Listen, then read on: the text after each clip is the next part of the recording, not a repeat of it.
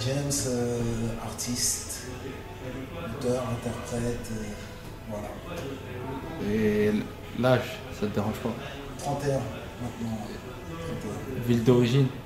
Alors, né en Guadeloupe, d'origine haïtienne.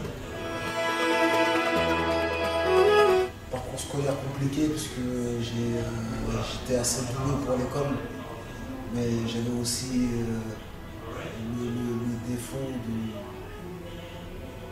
d'être motivé, qui quelque part des fois aussi ça peut se transformer en qualité, mais j'avais la particularité de motiver pour faire que des choses que j'avais vraiment envie de faire, quoi.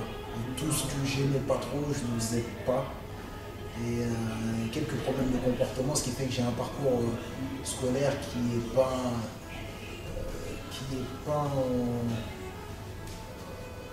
reflète pas mes capacités, mes capacités scolaires. J'avais aussi un problème aussi de concentration. Voilà. Donc ça fait, j'ai fait 2 secondes générales et après je me suis retrouvé en BEP, j'ai fait un début de première année. Début de deuxième année, je suis parti, j'ai quitté l'école. Parcours professionnel, moi j'ai commencé la musique très tôt. Mon premier disque il est sorti à l'âge de 13 ou 14 ans.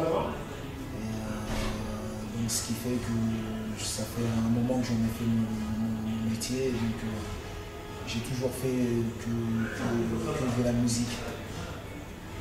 Et j'ai peut-être essayé 1 ou 2 fois dans ma vie, j'ai peut-être travaillé, une fois j'ai travaillé à peu près 2 semaines je crois.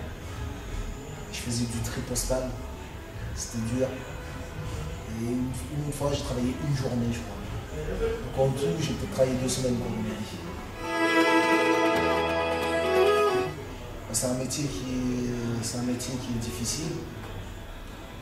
Parce que c'est un métier où tout ne dépend pas que de toi et de ton travail. Il y a une part de magie que tu peux pas garantir, sinon tout le monde ferait des tubes et des grands succès. Donc il y a un moment où tu ne peux jamais être sûr de rencontrer le public. Le public, il faut vraiment du temps pour le fidéliser. Il faut... parce qu'aujourd'hui aussi, comme il y a beaucoup de consommation, les gens peuvent oublier assez vite. Donc moi, la carrière que j'ai menée, jusque-là, j'ai vraiment pris du temps pour l'installer. Il n'y a rien qui s'est fait du jour au lendemain. Quand les gens ne se rendent pas compte, mon premier disque il est sorti en 1992. Aujourd'hui, on est en 2009 et j'arrive à vendre 100 000 disques, pas plus. Donc, alors que ça représente presque 20 ans de carrière discographique. L'avantage c'est de faire un métier que j'aime. C'est-à-dire l'avantage c'est parce que j'aimais le rap à l'origine et quand j'ai commencé le rap, j'imaginais même pas que je pouvais gagner ma vie en faisant du rap. Et donc c'est ça le seul avantage. Après il y a beaucoup d'inconvénients parce qu'on est des personnages publics, on est donc exposé, à la jalousie, on a un manque d'intimité, les gens mettent le nez dans nos vies privées. Ça c'est les inconvénients. Et puis après, du point de vue personnel aussi, comme moi j'aspire à certaines choses, le fait de faire ce métier me met en danger aussi par rapport à certaines choses auxquelles j'aspire. J'ai eu plusieurs périodes. Comme on a sorti un disque assez tôt, ça a été une histoire assez spéciale puisqu'on se retrouvait dans des grands hôtels, dans des grands festivals. Et puis après, on se retrouvait dans le quartier, dans la cité, avec tout le monde. J'ai eu plusieurs périodes, et puis après, il y a eu une période où j'ai plus cru que le rap, que j'arriverais à quelque chose avec le rap, et j'ai fait d'autres choses dans ma vie. Et je pense que c'est après, c'est lors de la sortie de l'album d'Idéalgie, Le combat continue. Enfin, la période juste avant la sortie de l'album d'Idéalgie, Le combat continue, genre en 97, j'ai voulu en faire un long métier. Puis après, j'ai arrêté, et puis après, j'ai repris Mais c'est un métier spécial parce que c'est un truc où vraiment c'est soit t'es fait pour ça, soit t'es pas fait pour ça.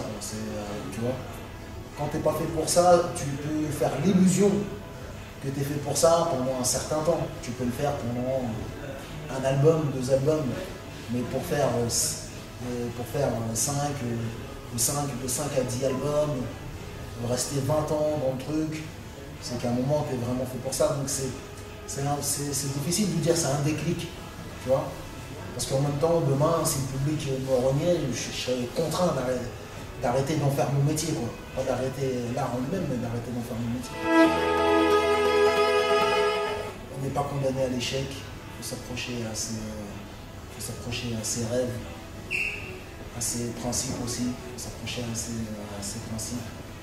Et comparé à quand on prend en compte ce qu'ont vécu nos parents pour arriver jusqu'ici, pour ceux qui sont des enfants d'immigrés, on ne peut pas se lamenter. Récemment encore, je parlais avec des anciens, des gens qui sont entre 40 et 50 ans, qui ont connu, eux, les bidonvilles. Parce qu'avant, il n'y avait pas de cité. Et ils m'expliquaient qu'en fait, que lorsque les cités sont arrivées, pour les gens qui habitaient dans les bidonvilles, souvent des gens d'origine maghrébine qui habitaient dans les bidonvilles, quand les cités sont arrivées, les cités c'était comme aujourd'hui, quelqu'un qui viendrait d'une cité et qui arriverait dans un pavillon. Pour eux, c'était la classe, tout ça. Et parce qu'il n'y avait pas d'eau dans les bidonvilles, la douche, ils étaient obligés de la prendre. Ils étaient obligés de la prendre dehors, ils ne pouvaient même pas prendre une douche, c'est pas tout le temps. Ils me disaient qu'ils allaient des fois chez les Français prendre de l'eau. C'est-à-dire qu'ils allaient voler de l'eau chez les Français. Donc voilà, on vient de là. Donc à partir du moment où on vient de là, on n'a pas fait tout ça pour finir en prison ou prisonnier des substances illicites. Mais en France, pour banquer. Voilà.